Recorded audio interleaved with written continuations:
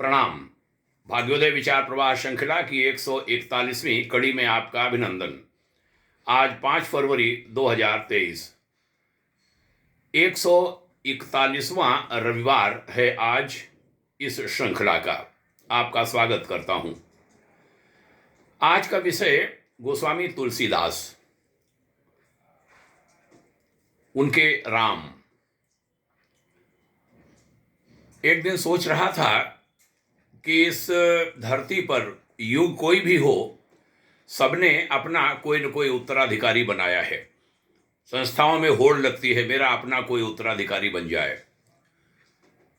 गोस्वामी तुलसीदास जी ने अपना कोई उत्तराधिकारी नहीं बनाया, कोई पीठ नहीं बनाई, कोई आश्रम नहीं बनाया, कोई संप्रदाय नहीं चलाया, कुछ भी नहीं, न कोई पंथ। मानस के रचयिता तुलसीदास। और जब किसी को उत्तराधिकारी बनाया नहीं तो कौन उनका उत्तराधिकारी बनता। लेकिन आज मानस के माध्यम से, श्री रामचरित मानस के माध्यम से हर भारतीय मन तुलसी का उत्तराधिकारी मानने में अपने आप को धन्य समझता है। आज स्थिति यह है कि किसी घर में वेद मिले न मिले, गीता पुराण मिले न मिले, कोई ग्रंथ मिले न मिले, लेकिन रामचरित मानस की एक प्रति अवश्य मिल जाएगी। याद आती हैं कुछ पुरानी बातें। अंग्रेजी काल, अंग्रेज यहाँ के मजदूरों को जबरन कुछ देशों में लिए जा रहे थे मजदूरी कराने के लिए। उनमें मॉरिशस, फिजी, सूरीनाम आदि देश मशहूर हैं। जब भारतीय श्रमिक भारत से वहां ले जाए जा रहे थे और वह मजबूर होकर के जा रहे थे, विवश होकर, तब वे अपने साथ 2 चीजें ले गए थे, गंगा जल और श्री रामचरित मानस का एक छोटा सा गुटका। वही रामचरित मानस और गंगा जल उनकी संस्कृति की सुरक्षा का पाथेय बना विदेश की धरती पर। और बड़े गर्व से ये कहूंगा कि मजदूर के रूप में ले जाए गए उन लोगों के बच्चे आगे चलकर वहां के प्रधानमंत्री बने, राष्ट्रपति बने। मैं सोचता हूं कि उनको किसने ये सब पदों तक पहुंचाया होगा, तो जवाब मिलता है उनका परिश्रम, उनकी लगन तो थी ही। ये जो गोस्वामी तुलसीदास जी की मानस यहां से गई थी, श्री रामचरित मानस, उसके कारण वो वहां तक पहुंचे। आज उसी मानस पर हमारे देश में हमारे लोग, अज्ञानी लोग, उंगलियां उठा रहे हैं। कोई कुछ बन रहा है, कोई कुछ, वो शब्द मैं यहां नहीं लूंगा। जातियों में बटा हुआ समाज, उसने और न जाने क्या क्या राजनीति उसमें शुरू कर दी। लेकिन आज हमारा विषय ये नेता, ये बहुत छोटे लोग हैं, इन पर अपनी जबान खराब करना, अपना समय खराब करना कोई समझदारी की बात नहीं। बहुत छोटे लोग हैं, इनको छोटा बना रहने दो। लेकिन तुलसीदास छोटे नहीं हैं, तुलसी के राम बहुत बड़े हैं।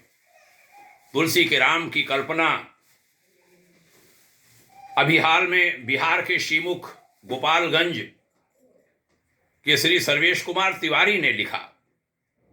उनके भाव में यहां रखना चाहूंगा। उन्होंने कहा, मैंने अपने शहर को इतना भाव विह्वल कभी नहीं देखा। कारण शालिग्राम आ रहे हैं। कहां से आ रहे हैं? नेपाल की धरती से। उसी नेपाल की धरती से जो श्री राम की ससुराल है, माता जानकी का मायका है। अयोध्या धाम में विशाल राम मंदिर बन रहा है और राम मंदिर में उत्तर प्रदेश की एक विद्वान शिक्षक बहन डॉक्टर मंजू शुक्ल कहती हैं कि भगवान राम के मंदिर में जहां रामलला विराजमान हो रहे हों अयोध्या धाम में, वहां राम की ससुराल से, नेपाल से, जानकी के यहां से कोई पत्थर ना आवे, ऐसा हो कैसे सकता है? और वहां से शालिग्राम लाए जा रहे हैं, लाए जा चुके हैं। बहुत भारी भरकम कहाँ रहे होंगे किसने उन्हें बनाया तराशा होगा, ये सब कभी इतिहास हम लोग नहीं होंगे। सैकड़ों हजारों साल बाद उस जब मूर्तियों की बात होगी तब उस शालिग्राम की भी बात होगी। और जनवरी 2023 में जो पत्थर वहां से लाए गए, जिनसे राम लक्ष्मण सीता बनने वाले हैं, उनकी चर्चा होगी। और जब उनकी चर्चा होगी तब याद आएगा ये कहीं भाग्योदय विचार प्रवाह श्रृंखला का ये चरण जो आज मैं बोल रहा हूं, और कहीं याद आएंगे वे लोग जिन्होंने उस पत्थर को, शालिग्राम को आते हुए देखा होगा, आंखों से देखा होगा। और उसका बड़ा सुंदर वृत्तांत, बड़ा सुंदर वर्णन श्रीमान सर्वेश तिवारी ने किया। मैं उनको धन्यवाद देता हूं ये शब्द देने के लिए। वो शब्द यहां पर उद्धृत करता हूं। उन्होंने लिखा, मेरे राम, मैंने अपने शहर को इतना बेहवल कभी नहीं देखा। 3 से 4 लाख लोग सड़क किनारे हाथ जोड़े खड़े हैं। अयोध्या में प्रभु की मूर्ति बनाने के लिए नेपाल से शालिग्राम पत्थर जा रहा है और आज वह ट्रक गोपालगंज से गुजर रहा है। कोई प्रचार नहीं, कोई बुलाहट नहीं, पर सारे लोग निकल आए हैं सड़क पर। युवक, बूढ़े, बच्चे, बूढ़ी, स्त्रियां घूंघट ओढ़े खड़ी, दुल्हनें, बच्चियां, सभी स्त्रियां जल में हाथ में जल अक्षत लेकर सुबह से खड़ी हैं सड़क किनारे। ट्रक सामने आता है तो बेहवल होकर दौड़ पड़ती हैं उसके आगे, छलछलाई आंखों से निहार रही हैं उस पत्थर को जिसे कल राम हो जाना है, जिसे कल सीता बन जाना है। बूढ़ी महिलाएं जो शायद शालिग्राम पत्थर के राम लखन बनने के बाद कभी देख नहीं सकेंगी, वे निहार लेना चाहती हैं आज अपने गांवों में अपने राम को। निर्जीव पत्थर में भी अपने आराध्य को देख लेने की शक्ति पाने के लिए किसी सभ्यता को, अध्यात्म का उच्चतम स्तर छूना पड़ता है। हमारी इन माताओं, बहनों, भाइयों को यह सहज ही मिल गया है और ये केवल भारत में ही संभव है। जो लड़कियां अपने वस्त्रों के कारण हमें संस्कारहीन लगती हैं, वे हाथ जोड़े खड़ी हैं। उद्दंड कहे जाने वाले लड़के उत्साह में हैं, इधर से उधर दौड़ रहे हैं। मैं भी उन्हीं के साथ दौड़ रहा हूं। इस भीड़ की कोई जाति नहीं है। लोग भूल गए हैं अमीर गरीब का भेद, लोग भूल गए हैं अपनी जाति और गोत्र। उन्हें बस इतना याद है कि उनके गांवों से होकर उनके राम जा रहे हैं। हमारे यहाँ कहते हैं कि सिया को ब्याह के राम जी इसी राह से गए थे जब सीता विवाह हुआ था, सीताराम विवाह। डुमरिया में उन्होंने नदी पार की थी। हम सौभाग्यशाली लोग हैं जो राम जी को दोबारा जाते हुए देख रहे हैं। 500 वर्ष की प्रतीक्षा और असंख्य पीढ़ियों की तपस्या ने हमें ये सौभाग्य दिया है। हम जी लेना चाहते हैं इस पल को, हम पा लेना चाहते हैं ये आनंद। माझा से लेकर गोपालगंज तक मैं इस यात्रा में 10 किलोमीटर तक चला हूं, चला नहीं, मैं दौड़ा हूं। दोनों ओर लगातार भीड़ है। कोई नेता, कोई संत, कोई विचारधारा इतनी भीड़ इकट्ठा नहीं कर सकती, ये उत्साह पैदा नहीं कर सकती। सबको जोड़ देने की यह शक्ति केवल और केवल भारतीय धर्म में है, मेरे राम में है।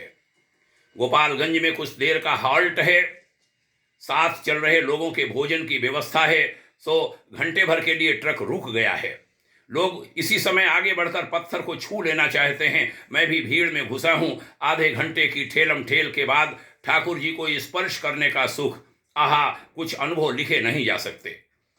उसी समय ऊपर खड़ा स्वयंसेवक शालिग्राम पर चढ़ाई गई माला प्रसाद रूप में फेंकता है। संयोग से वो माला मेरे हाथ में आ गिरती है। मैं प्रसन्न होकर अंजुरी में माला लिए भीड़ से बाहर निकल पड़ता हूं।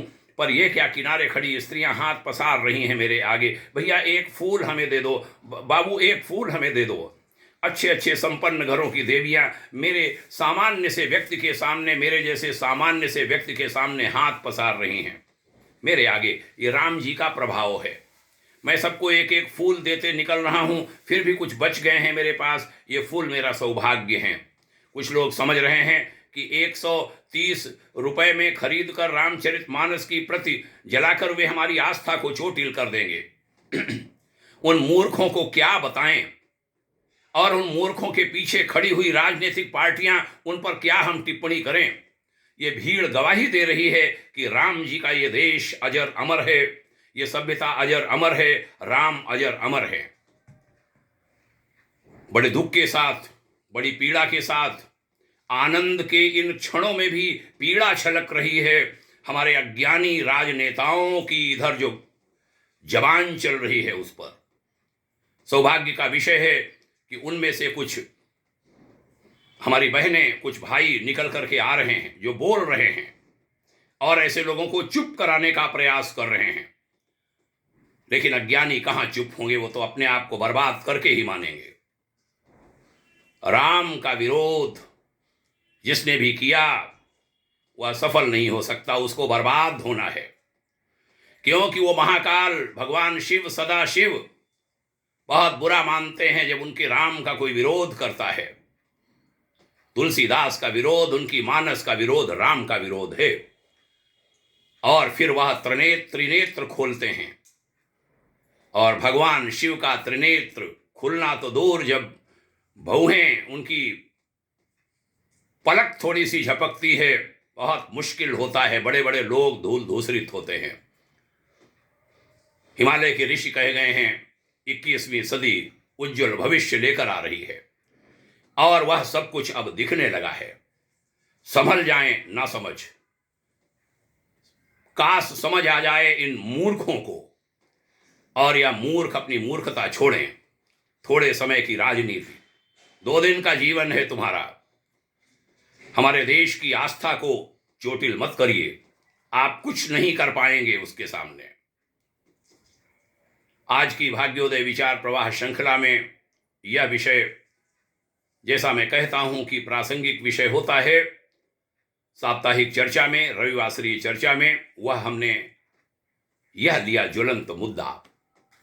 उधर दैनिक श्रृंखला चल रही है, आज उसका 767वां दिन है। उधर 1 जनवरी से एक छोटी सी श्रृंखला चरैवेति नाम से भी चल पड़ी है, जिसका आज 36वां दिन है। इनका लाभ उठाते रहिए, अन्य लोगों को भी पहुंचाते रहिए। आपने यहां तक ध्यान से सुना, इसके लिए आभारी हूं। आप सभी को हमारा हार्दिक प्रणाम, सबके उज्जवल भविष्य की शुभकामना। यह विचार अन्य लोगों में आप फैलाते हैं, हमें सुखद लगता है। भाग्योदय फाउंडेशन ये एक आध्यात्मिक सामाजिक परिवार विभिन्न गतिविधियों, आध्यात्मिक और सामाजिक गतिविधियों के माध्यम से धीरे धीरे आगे बढ़ रहा है। आपके उज्जवल भविष्य की शुभकामना कहता हूं। प्रणाम, जय हिंद, ओम शांति।